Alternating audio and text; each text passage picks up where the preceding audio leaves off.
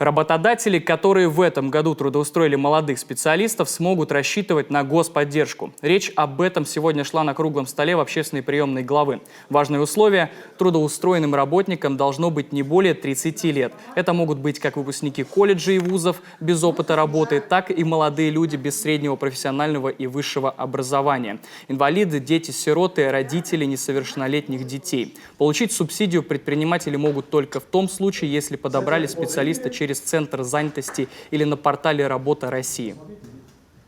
Размер субсидий рассчитывается как произведение минимального размера оплаты труда, плюс начисленные страховые взносы и умноженное на районный коэффициент.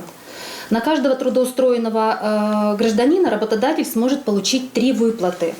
Первая выплата по истечении 1-го месяца работы, вторая выплата по истечении 3 месяцев работы и третья выплата по истечении 6 месяцев работы. То есть на сегодня эта сумма составляет чуть более 65 тысяч рублей. Финансовую поддержку малому и среднему предпринимательству в условиях санкций оказывает и микрокредитная компания «Коми». Сейчас действуют 2 антикризисные программы. Предприниматели могут получить до 3 миллионов рублей.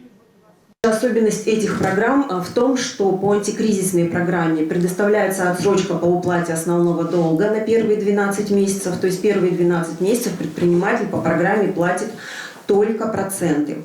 Ну и по ФОД 01 предоставляется отсрочка в уплате не только основного долга, но и процентов на первые 3 месяца.